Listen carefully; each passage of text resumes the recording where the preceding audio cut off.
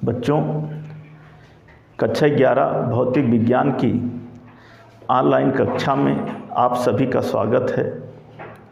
जैसे कि आप लोग इस समय चैप्टर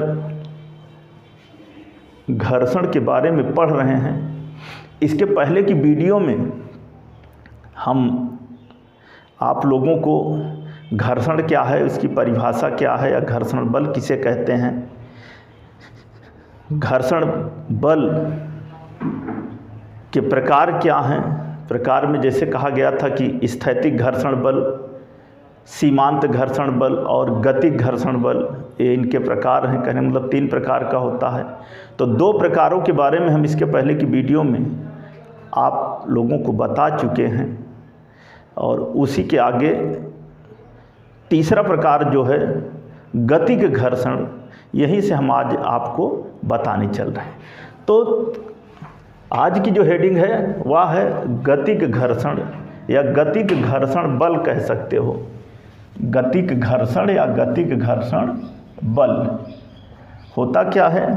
गतिक घर्षण बल की परिभाषा कि जब किन्हीं 2 वस्तुओं के सतहों के बीच आपेक्षिक गति होती है, तब उन वस्तुओं के संपर्क तलों के बीच कार्य करने वाले घर्षण बल को ही गतिक घर्षण बल कहते हैं। इसे Fk से प्रदर्शित करते हैं, Fk से प्रदर्शित करते हैं। चित्र के अनुसार एक क्षैतिज तल है और इस क्षैतिज तल पर यम द्रव्यमान की यह कोई वस्तु स्थित है, और इस क्षैतिज तल पर जब यम द्रव्यमान की वस्तु स्थित होती है तो इस पर 2 बल कार्य करते हैं। एक तो भार mg जो है वह नीचे की तरफ, और अभिलंब प्रतिक्रिया बल R जो है वह ऊपर की तरफ कार्य करता है, प्रतिक्रिया बल। जब इस क्षैतिज तल पर स्थित वस्तु पर दाहिनी ओर जब हम बल कैपिटल F लगाते हैं तो इसके ठीक विपरीत दिशा में बाईं ओर, इसके ठीक विपरीत दिशा में बाईं ओर जो है वह मतलब इतना बल लगा देते हैं दाहिनी ओर कि यह इस क्षैतिज तल पर स्थित वस्तु जो है वह चलने लगती है, गतिमान हो जाती है। तो ऐसी स्थिति में जो घर्षण बल इसके बाईं ओर कार्य करता है वही क्या है? गतिक घर्षण बल, घर्षण बल। हमने कहा कि चित्र के अनुसार एक क्षैतिज तल है ये, और इस क्षैतिज तल पर जब किसी वस्तु को रखते हैं तो ऐसी स्थिति में उस पर 2 बल कार्य करता है। एक भार mg नीचे की तरफ और दूसरा जो है अभिलंब प्रतिक्रिया बल R ऊपर की तरफ। जब इस वस्तु पर एक सूक्ष्म बल लगाते हैं दाहिनी ओर तो इसके ठीक विपरीत दिशा में घर्षण बल कार्य करता है, और जब बल इतना लगा देते हैं कि यह वस्तु जो है इस क्षैतिज तल पर गतिमान हो जाती है, तो ऐसी स्थिति में जो भी घर्षण बल इन दोनों वस्तुओं के सतहों के बीच में कार्य करता है वही क्या है? गतिक घर्षण बल। यह गतिक घर्षण बल जो है, गतिक घर्षण बल Fk अभिलंब प्रतिक्रिया बल कैपिटल R के अनुक्रमानुपाती होता है। अतः क्या होगा?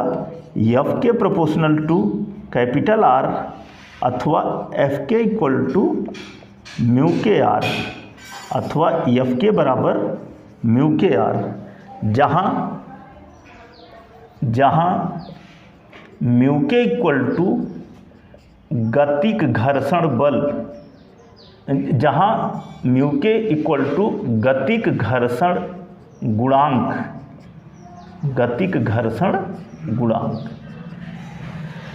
तो यह गतिक घर्षण बल जो है अभिलंब प्रतिक्रिया बल R के अनुक्रमणपाती होता है। अतः हम कह सकते हैं कि F के प्रोपोर्शनल टू कैपिटल R, और अथवा कह सकते हैं कि F के बराबर म्यू के R, और म्यू के क्या है, म्यू के इक्वल टू गतिक घर्षण गुणांक। यह जो गतिक घर्षण गुणांक म्यू के है, यह स्थैतिक घर्षण गुणांक म्यू एस, या चाहे कह सकते हो कि सीमांत घर्षण गुणांक म्यू एस, इन सब की तुलना में इस गतिक घर्षण गुणांक का जो मान है वह सबसे कम होता है। हम कह सकते हैं कि गतिक घर्षण गुणांक, सीमांत घर्षण गुणांक, स्थैतिक घर्षण गुणांक में जो गतिक घर्षण गुणांक म्यू के का मान है वह सबसे कम होता है, और सीमांत घर्षण गुणांक म्यू एस का मान जो है वह सबसे अधिक होता है। और इसी प्रकार ये भी कह सकते हैं कि गतिक घर्षण बल का मान जो है वह सबसे कम होता है, और सीमांत घर्षण बल का मान जो है वो सबसे अधिक होता है। गतिक घर्षण बल दो प्रकार का होता है। गतिक घर्षण बल दो प्रकार का होता है। नंबर एक सर्पी घर्षण बल,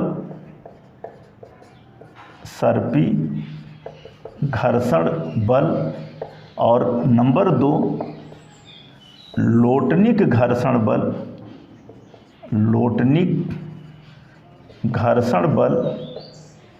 अथवा बेलन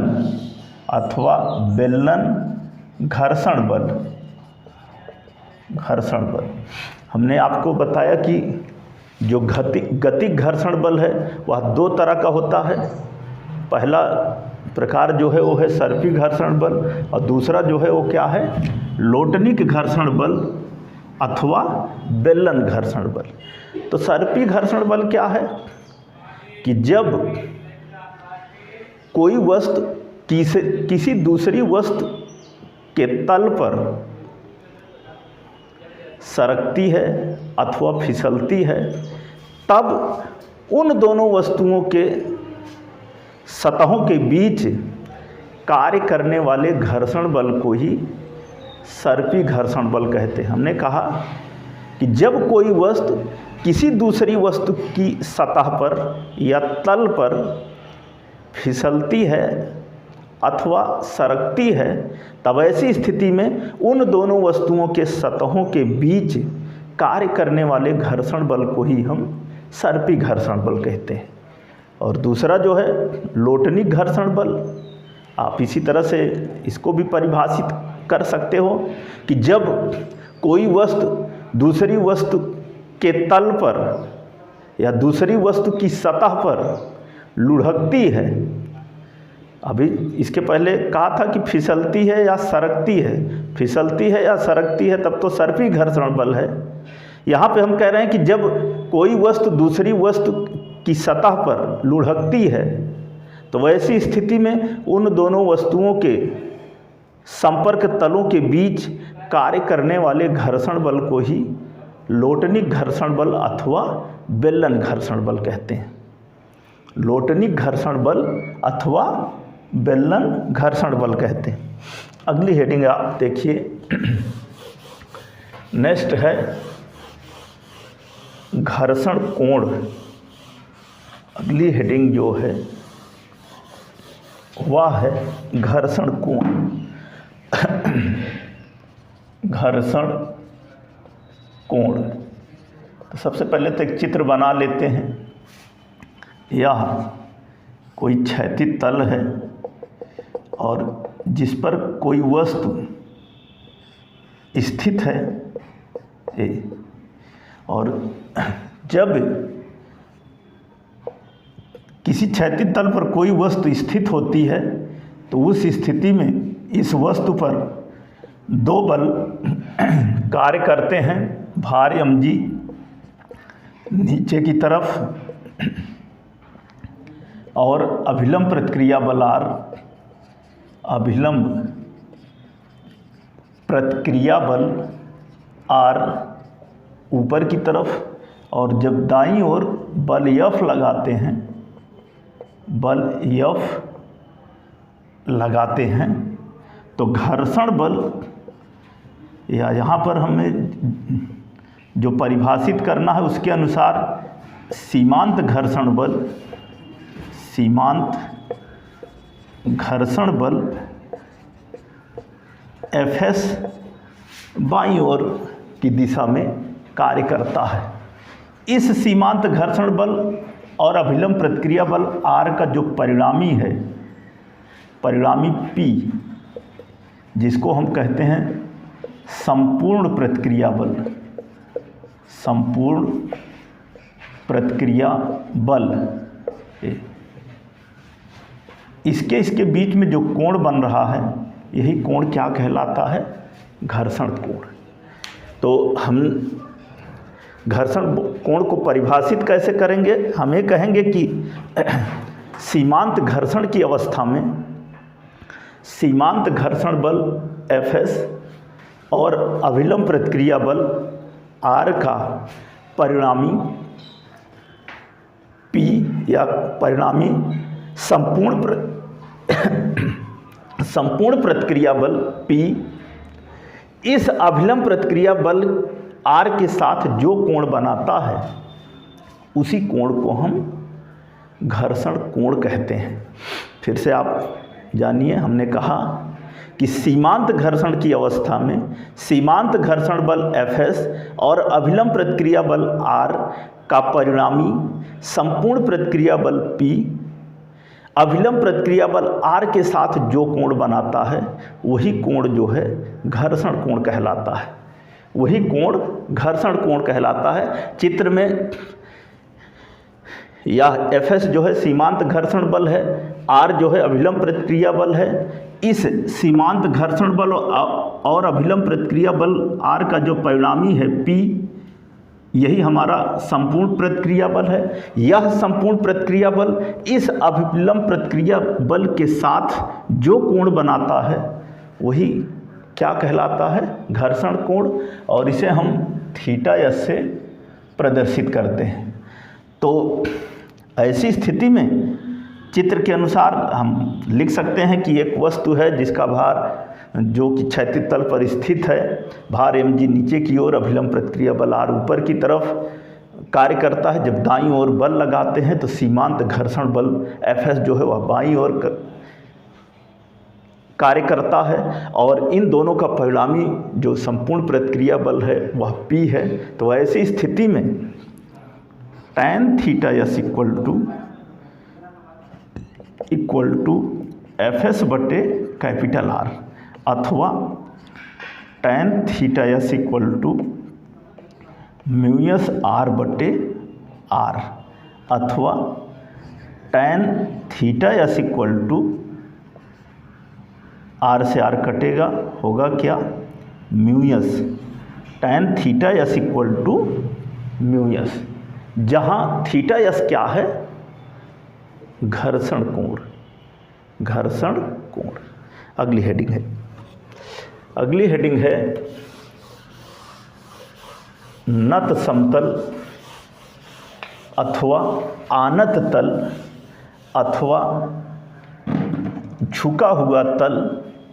हमने कहा कि नत समतल, समतल अथवा आनत तल, आनत तल अथवा झुका हुआ तल, झुका हुआ तल पर घर्षण, पर घर्षण, घर्षण, चाहे आप इसे नत समतल कहिए, चाहे आनत तल कहिए, और चाहे झुका हुआ तल कहिए, तीनों बातें एक ही हैं। और इसको 3 नामों से पूछा जा सकता है, 3 में से किसी नामों से आपसे पूछा जा सकता है। तो इसके लिए सबसे पहले एक चित्र बनाते हैं। यह एक झुका हुआ तल है और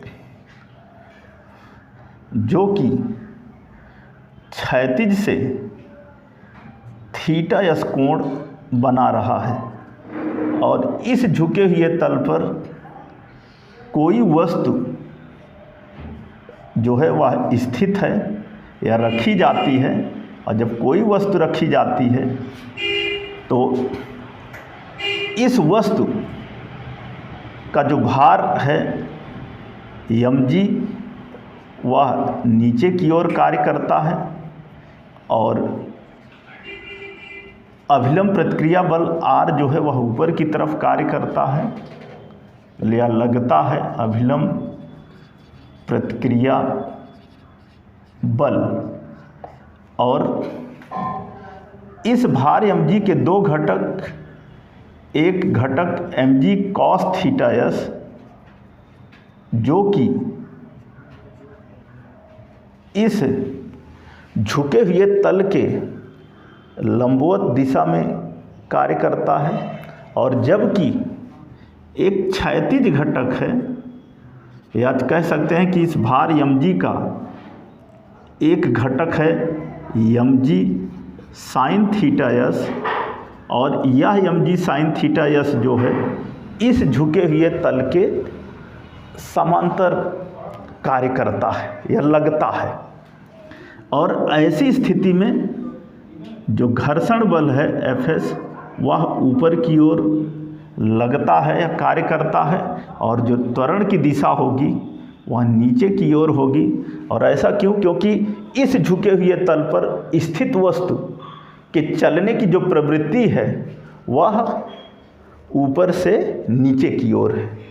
हमने कहा कि इस चित्र के अनुसार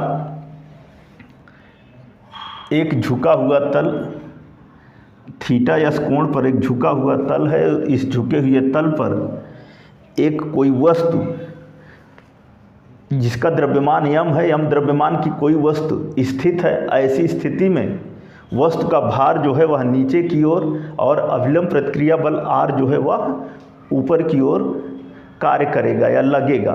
इस भार mg को 2 घटकों में वियोजित करने पर घटक mg cos थीटा s इस झुके हुए तल के लंबवत कार्य करता है और जबकि घटक mg साइन थीटा s जो है इस झुके हुए तल के समांतर कार्य करता है।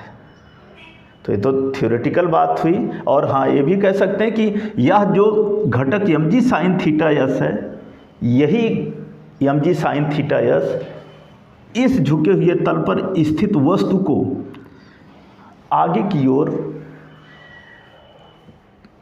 चलने की प्रवृत्ति या चलने के लिए प्रेरित करता है।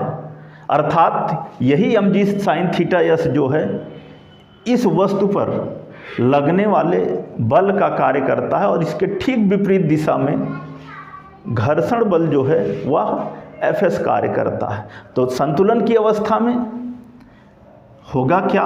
हो जाएगा mg sine theta s equal to Fs और mg cos theta equal to r। जैसे मैंने बताया इस फिगर के बारे में, ऐसे ही आपको समझ के कॉपी में लिखना है। और फिर उसके बाद सूत्र के लिए हम कहेंगे अंत में कि संतुलन की अवस्था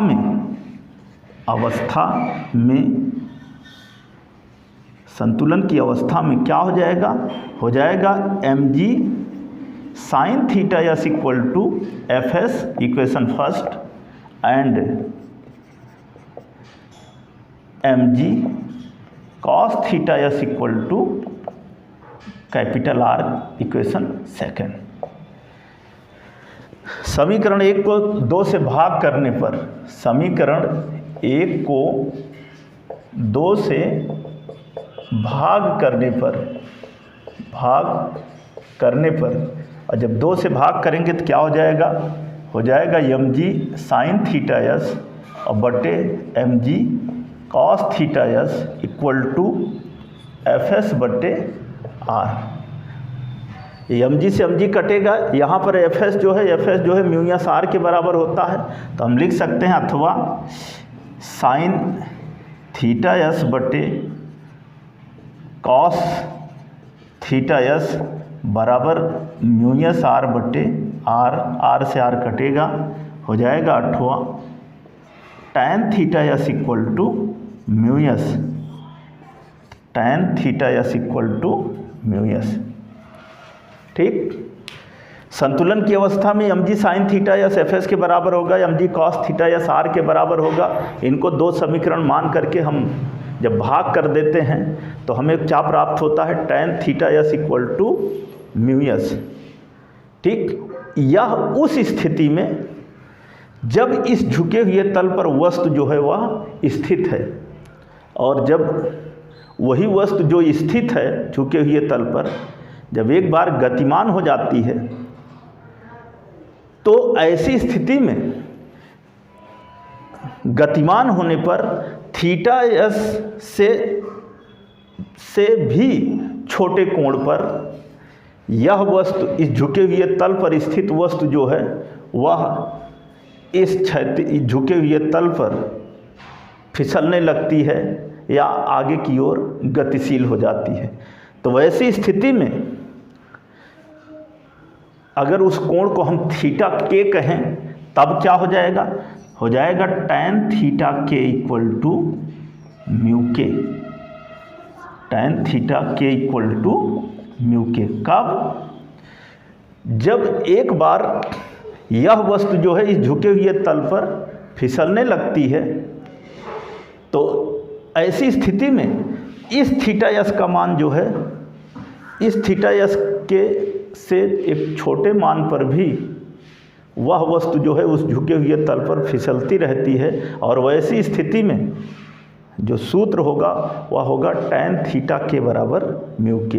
तो ये था हमारा नत समतल अथवा आनत तल अथवा झुका हुआ तल पर घर्षण, झुका हुआ तल पर घर्षण। अब अगली हेडिंग है घर्षण से लाभ, घर्षण से लाभ, घर्षण से हानि, ये सारी बातें हैं। तो अगली हेडिंग घर्षण से लाभ। तो घर्षण से जहाँ तक लाभ की बात है, तो घर्षण जो है हमारे दैनिक जीवन में एक आवश्यकता है, और घर्षण से निम्नलिखित लाभ है, बहुत से लाभ हैं, साथ में हानियाँ भी हैं, लेकिन लाभ बहुत हैं। घर्षण के कारण ही हम कह सकते हैं कि हम पृथ्वी पर चल सकते हैं। हम जैसे आपके सामने अगर हम खड़े हैं तो हम घर्षण के कारण ही खड़े हैं। तो एक पॉइंट एक कह सकते हो कि घर्षण के कारण ही हम पृथ्वी पर चल सकते हैं। घर्षण के कारण ही, जैसे कि हम इस व्हाइट बोर्ड पर जो लिख रहे हैं, तो घर्षण के कारण ही हम इस पर लिख पा रहे हैं, और अगर घर्षण न होता तो हम इस पर ना लिख पाते। तो एक जो लाभ है ये भी है कि घर्षण के कारण ही हम लिख पाते हैं। घर्षण के कारण ही कोई भी दौड़ता हुआ व्यक्ति जो है वह अचानक रुक जाता है। घर्षण के कारण ही खूब ऊंचे पहाड़ियों पर जो पत्थर हैं, वह ढलान युक्त पहाड़ों पर जो पत्थर हैं वह रुके रहते हैं। घर्षण के कारण ही कोई भी वाहन जो गतिशील होता है, जब उसमें हम ब्रेक लगाते हैं तो वह घर्षण के कारण ही रुक जाता है। अगर घर्षण न होता तो ऐसी स्थिति में वह वाहन जो है जहाँ पर हम ब्रेक लगाते हैं और ब्रेक लगाने के पश्चात वह रुक जाता है, वह ऐसा ना होता। तो इस तरह से घर्षण के अन्य ढेर सारे फायदे हैं। आप पॉइंट वाइज करके, जैसे मैंने कहा, ऐसे आप 4-6 पॉइंट में लिख लीजिएगा। फिर अगली हेडिंग है घर्षण से हानियाँ। घर्षण से हानियाँ।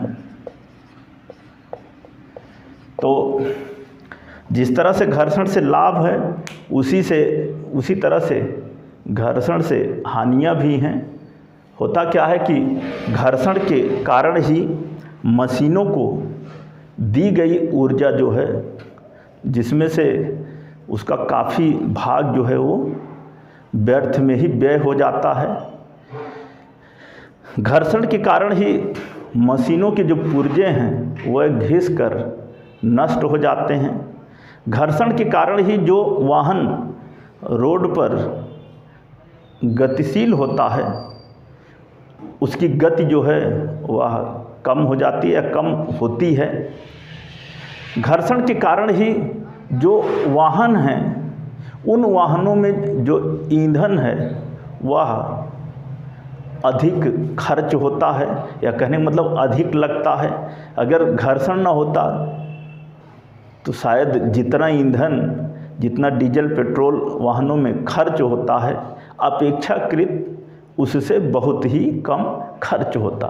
तो ये सब कुछ जो हैं घर्षण से हानियां हैं। आगे का जो हेडिंग है घर्षण कम करने की विधियां, घर्षण कम करने की विधियां।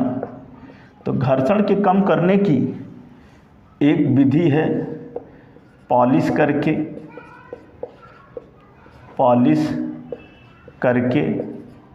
और एक दूसरी विधि है उचित पदार्थों का चयन करके,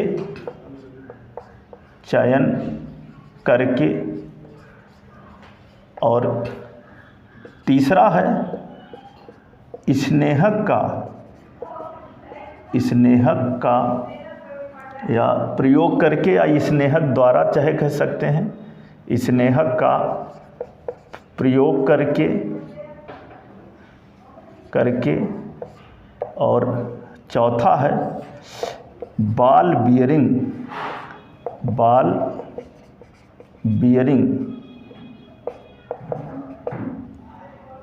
के द्वारा। तो घर्षण के कम करने की जो है वह, जैसे कि हमने आपके सामने लिखा है कि घर्षण के कम करने की जो विधियां हैं उसमें से एक है पॉलिश करके, दूसरा है उचित पदार्थों का चयन करके, और तीसरा है स्नेहक का प्रयोग करके, और चौथा है बॉल बियरिंग के द्वारा। तो जैसे पॉलिश करके, अगर हम जिस भी सतह पर वस्तु गतिमान होती है या फिसलती है या चलती है, उस सतह को अगर हम पॉलिश कर दें तो घर्षण जो है वो कम हो जाएगा। और उचित पदार्थों का चयन करके, जो जिन दो वस्तुओं की सतहों के बीच में घर्षण बल कार्य करता है, अगर